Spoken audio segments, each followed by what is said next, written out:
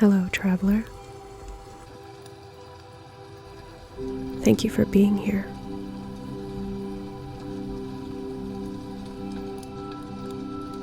Today is Samhain, also known as Halloween,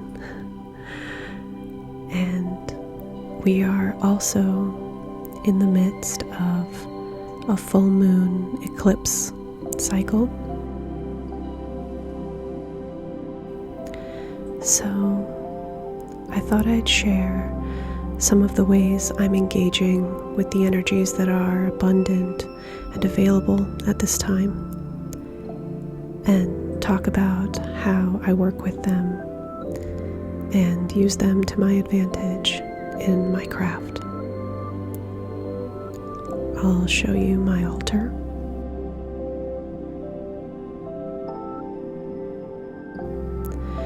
We'll make a mini Samhain simmer pot.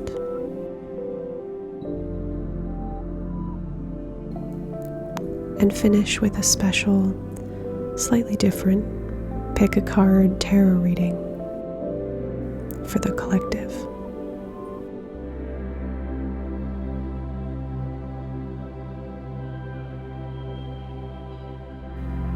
So, let's go.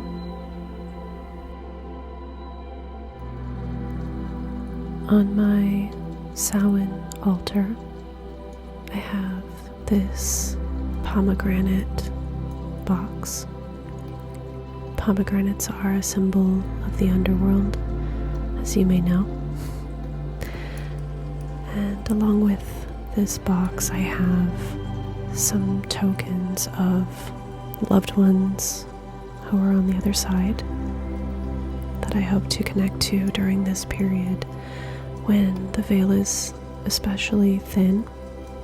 I have a broom or besom that was made by a generational broom maker in the Smoky Mountains, and I feel like it has so much magic in it, as did the place it came from.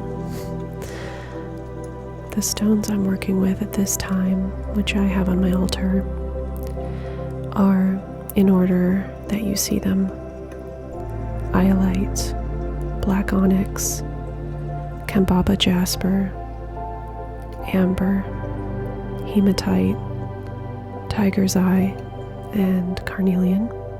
And I'm also working with some runes during this season.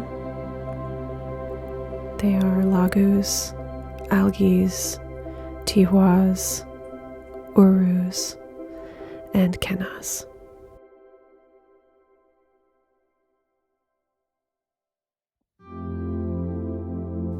Now, I would love to make a mini simmer pot Samhain spell with you.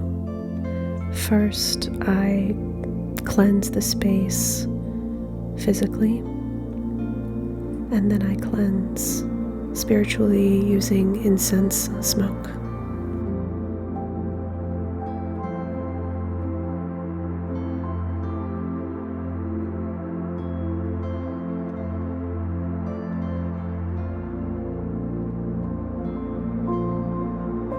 The first ingredient I'm going to add is dried sage from my herb garden, which will help to cleanse and allow me to put my intentions into this simmer pot. Next, I add dried yarrow, which is very useful for many things, but at this time of year, it's really helpful to enhance psychic powers and can also assist in exorcising unwanted energies. Next, I'm adding some dried calendula flowers for purification and restoration.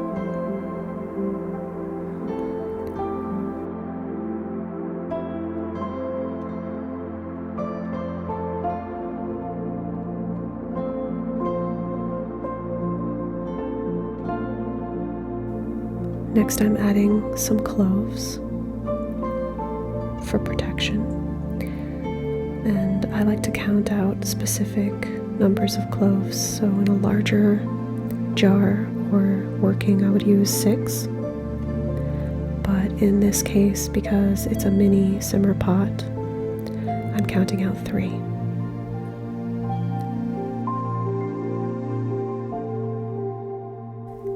Next, I'm adding some rosemary to boost and protect this spell.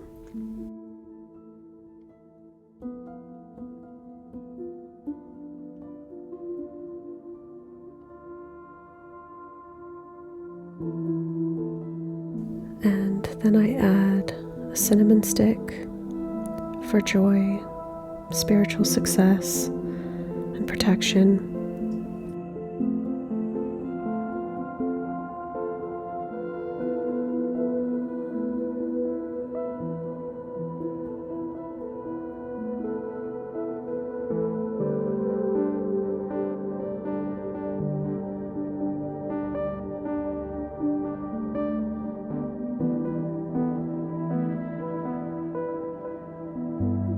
And I put a little cinnamon powder in as well, just to give it a little extra oomph.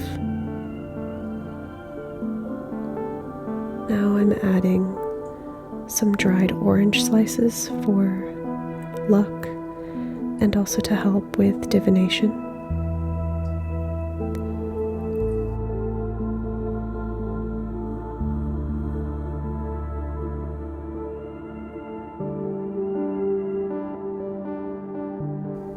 I'm adding some warm honey, which is a common symbol of Samhain and the harvest season in general.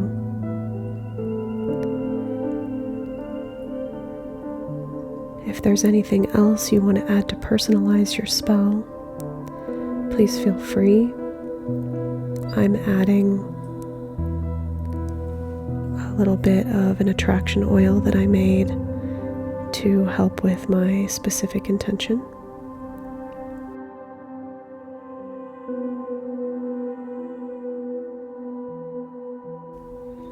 And once all the ingredients are in your simmer pot, you add some boiling water from the tea kettle.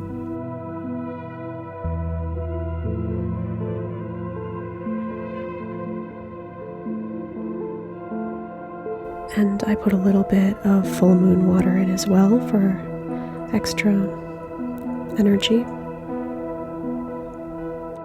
And once all the ingredients are in the pot with the hot water steeping, you light a candle to keep it simmering. I've chosen a black candle for the dark half of the year, and I've chosen to carve some of the runes that I'm working with into the candle as well, while meditating and putting my intention into the entire pot. Now that we have our pot simmering, let's move on to our reading.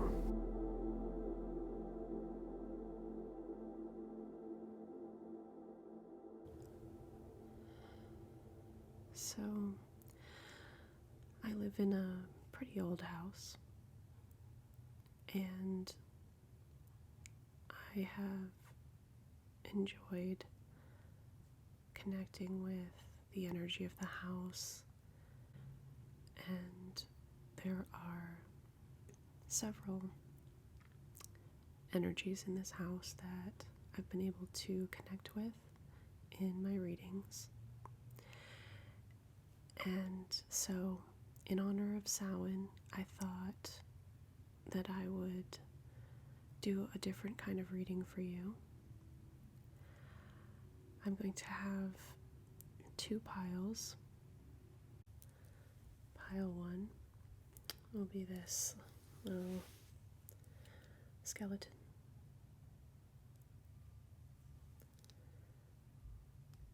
And pile 2 will be this glass pumpkin.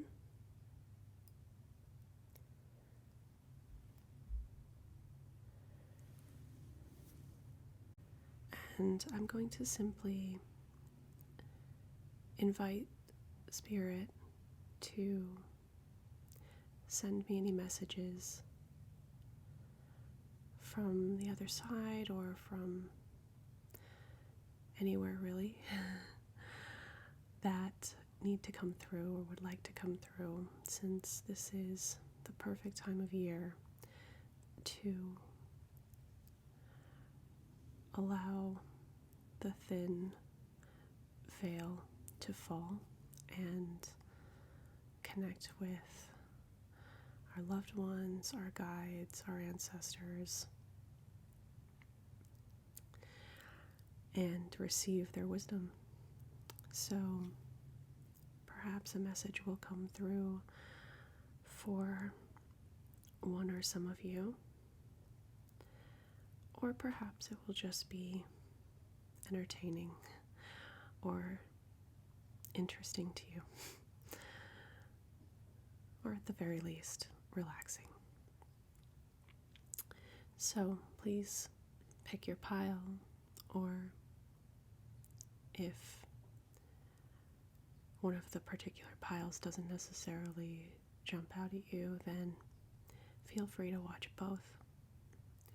And please remember, this is a collective reading, and you should take whatever resonates naturally. You don't need to force anything. And simply leave the rest for someone else. I'll see you at your pile. Hello, pile 1. If you chose this meditating skeleton, then this is your reading.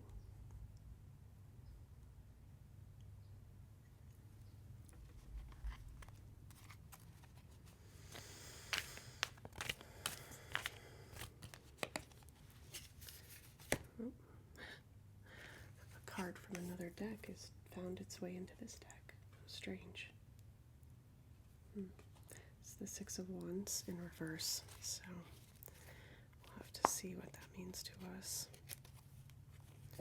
But of course, immediately telling me that there's a sense of maybe not getting credit for something that should have been given.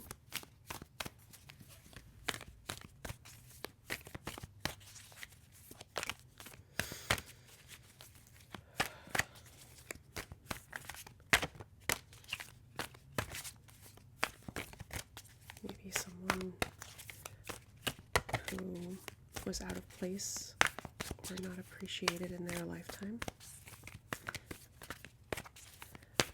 fighting against the current. The energy is almost like an artist that didn't get credit for their work, or a writer who didn't get credit. Okay. Now I'm getting a child-like energy coming through. Could be an actual child or just someone talking about their childhood. Someone who lost their mother really young, maybe, or an influential female, and after that, life got really hard. And they had to fight against a lot of untrustworthy people, maybe even someone in the foster system who kind of never let go of that relationship with a very wonderful, creative, loving, supportive mother figure. And moving forward from that experience, there's a lot of burden, a lot of deception, and this sense of always kind of looking for that or waiting for that to either come back. Maybe this is someone was put up for adoption, but I sensed that it was a forced loss of this mother figure. But there's almost an energy of living for a plan, making a plan to find that again or reconnect with that, and sort of letting that be the fuel to survive. I didn't realize the cards were kind of hard to see down there. Let me move those for you. A little bit better. Get the skeleton out of here, because it's more important to see the cards, I think. Okay. Yeah, very interesting. I don't have a sense of how long ago this story took place. Could I have some information about the time frame, time period? Decades ago.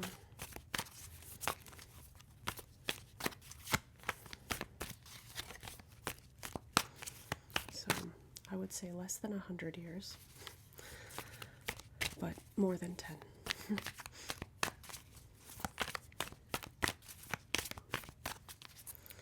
Okay. Could I have any more information about this story, please? Thank you. Oh, wow. Okay. So this person rose to a position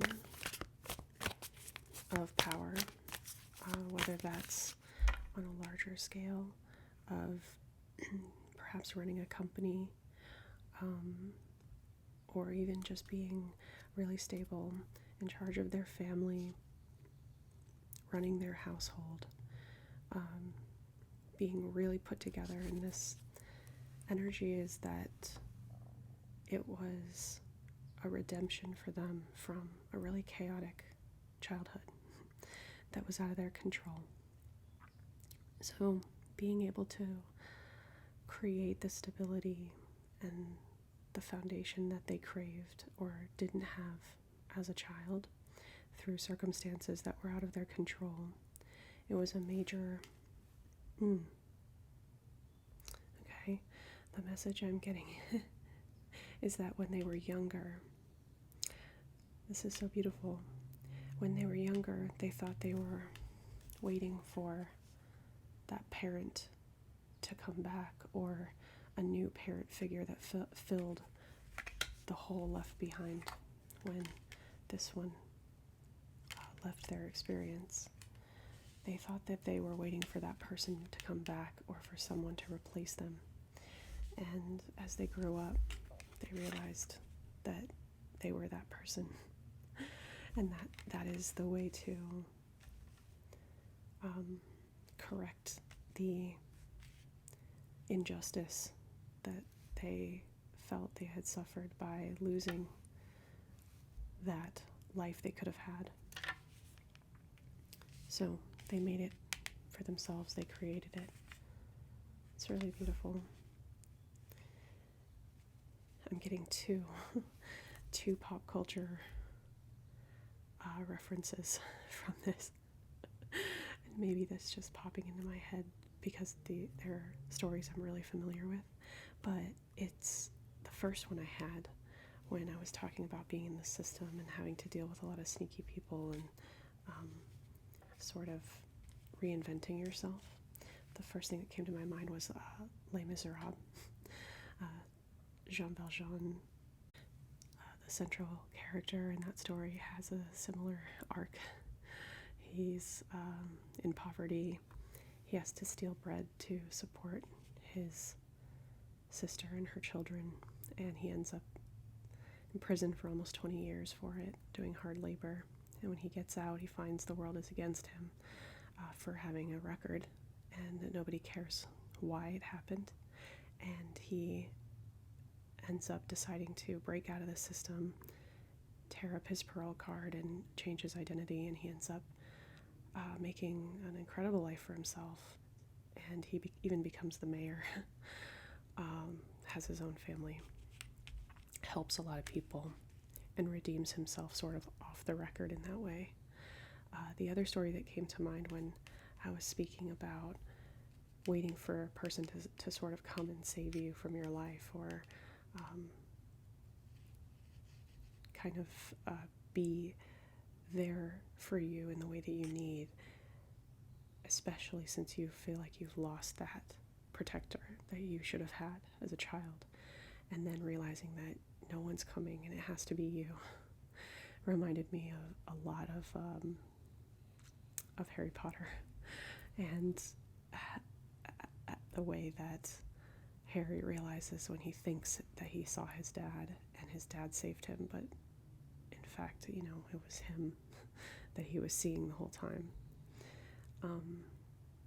It's a bittersweet thing to realize, obviously, because you have so much hope that things will go the way that you want, but it's a very important lesson to realize that the outcome that you are looking for, or the way that you want to feel, is far more important when it comes to manifesting than how you get there. And you can accomplish that a lot quicker, a lot easier, if you let go of the how and you focus on how it will feel to be there, and just accept that it will come in the way that it will come. And it may not be exactly what you were expecting or hoping for, but as long as the prize at the end is what you want. Everything that we do is in pursuit of what we think we want, because we think that having that thing we want will make us feel better, right? So if you're able to feel better regardless of what you have, or regardless of how it came about, then the result is the same. And there's kind of like a hidden benefit to this as well, because you end up realizing your own strength, having more confidence, and feeling like you are your own hero, your own savior, which is a far more empowered place to be than feeling like you've lost something. I mean, the loss is real, but it doesn't diminish you. It creates an opportunity to grow into the person that you need and always needed and deserved. And then the even more beautiful thing from that is that you are now that person for others. So, wow, what a beautiful life story, and really nice little parable or lesson for all of us. If any of you are experiencing that feeling of loss, or feeling like you can't do it on your own, and nobody needs to do things alone. We have community, we have family. Certainly lean on your support system, but also realize that pain can alchemize into transformation. In fact, when it's incorporated and accepted, it almost always does. That's a good Scorpio season lesson: transformation and death and rebirth, and going through a crucible and coming out forged, different, stronger, is a very strong Scorpio energy trait. As a Scorpio myself, I have always been very comfortable with endings and beginnings and starting over and transformation. It's just natural. I don't have a lot of fear of change, but it's no less uncomfortable for me during those periods. But I just always know that something beautiful is coming, and that's kind of what came out here. It's really a very connected reading to the season. So I hope that something resonated for you, or was helpful to hear, or just interesting at the very least. And happy Samhain to you. And I will see you in the next reading. Bye-bye. Okay, pile number 2. If you chose the little glass pumpkin, then this is your reading.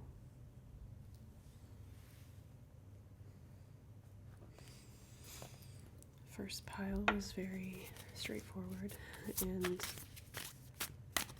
pretty inspirational. So we'll see what message would like to come through for pile 2.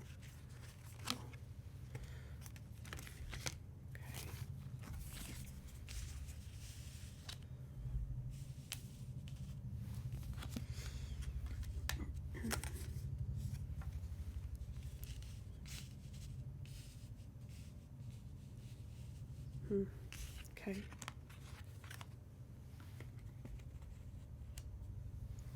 So right away, the message I'm getting about this person, this energy, is that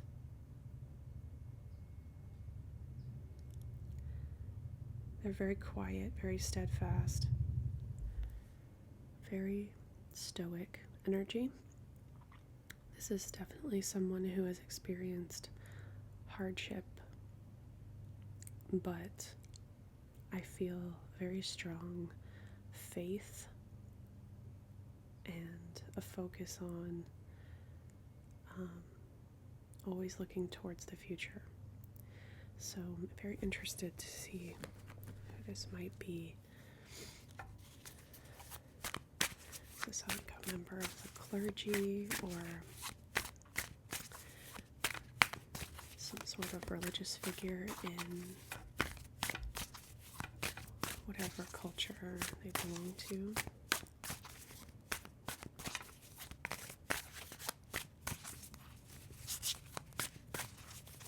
Very deeply connected person. I feel like very connected to the earth. Getting like a much older energy than the last pile. And once I get a little more information, I will ask about that. Okay. And there's that. Got the Four of Wands. The Ace of Pentacles. Yeah. Yeah, very earthly person. Very connected to the earth. I almost wonder if this is someone that lived in a very rural place. And I'm getting a very, almost like a back and forth energy between the feminine and the masculine. So that could mean that this person was just extremely in balance, and that they were very aware of the elements of their nature being in balance, in harmony, almost just like the elements of the earth or the elements of the seasons.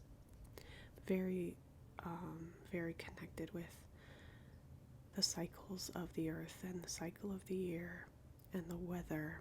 Maybe a farmer or someone who made their living off of, or made their living off of the land, or simply used the land for survival. A survivalist, maybe someone who camped or hiked or spent a lot of time in nature, but I almost sense that it was intrinsic to who they were, so perhaps born into that lifestyle. Maybe it was a very long time ago, and that was just how people lived at the time, but there's a strong faith element and a spirituality, but also very earth connected. So it could also be, pagan, or someone who their spirituality and their religion is actually based upon the earth itself. But I also sense a really strong respect for nature, and almost an understanding that almost, the message I'm getting is the earth allows us to live on it, which is a really, true and interesting way of putting it, that we tend to think that we are entitled to resources and land and well, not all of us, some cultures. I'm European, Western European descent, and my ancestors were Irish and Germanic, and my ancestors, at least in the more recent century, definitely felt entitled to land and resources. And where I live now, that's a big part of our history too, is my ancestors coming here to a new continent, North America, and simply taking things. And that is not the energy here. The energy here is that we're not entitled to Earth or the resources. We use them and we need them to survive. So of course we do take them and we do use them. But the energy of this reading is that we are given permission by the Earth to use elements of it for our needs, our pleasure, whatever we may intend. But the important part is having that conversation, that conversation is being had. May I use this wood from your branches to make a fire, to keep me warm, to cook my food? Yes. Take the wood, and gratitude is given in return.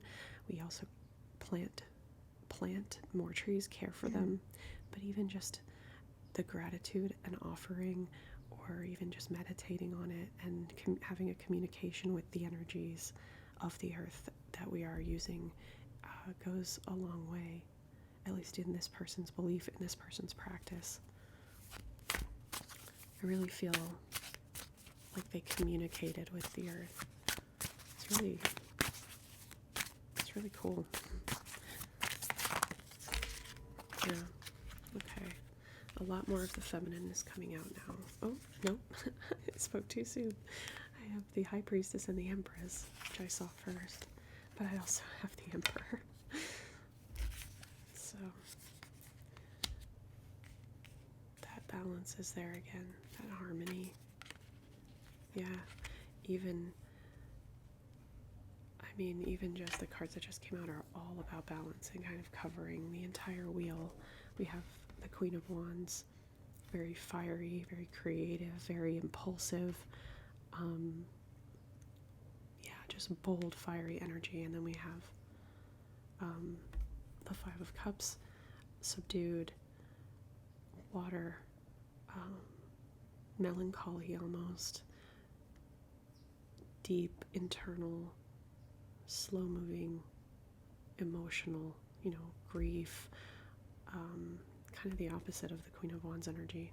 And we have the Empress and the High Priestess, very feminine, deeply connected to the intuition and the life-giving. The Empress is the mother, the giver of life. And the High Priestess is, the wisdom, the crone, the intuition, the knowledge, the ancient knowledge. You can see the art in this particular deck is an owl, which is a symbol of wisdom, carrying this scroll. The messenger, the holder of knowledge. Who holds it will share it, but at their own discretion.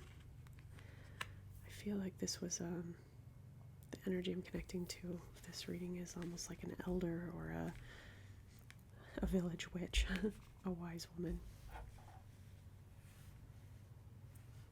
Yeah, someone who takes things very seriously, is fair, doesn't play favorites, tells it like it is, but their number one sort of priority is the earth. That's the higher power that this energy answered to.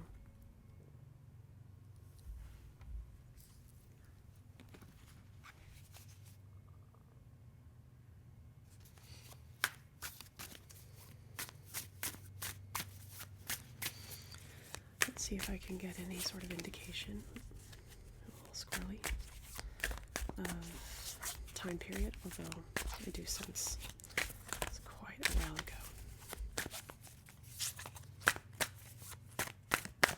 Though I guess it doesn't have to be. I try to practice some of this myself, but oh, okay, yeah, okay. This energy is telling me that they've lived many, many lifetimes, and it doesn't matter which one this was because they always reconnect with this higher self. So this energy is someone who has come back over and over and over again because the world needs their energy. The world needs their balance. Balance card came right out. Because the message I'm getting is they're an antidote to the lack of perspective in the world. This person or this energy's mission is to remind us what actually matters. To not kind of get caught up with petty things and consumerism or ego-driven concepts, and to reconnect with the internal knowledge that we all remember from more ancient times when we were dependent on the earth for survival and therefore had a built-in respect for it. Wow, super cool. Well, it's a pleasure to deliver those messages. I hope they were interesting to you or resonated with anyone out there. Certainly resonated with me. So I wish you a very happy Samhain, and I hope that it's peaceful and fulfilling for you and that you're able to make some connections with your ancestors or your loved ones. And I send you my best wishes for this really special time, and I will be seeing you in my next reading. Thanks for joining me.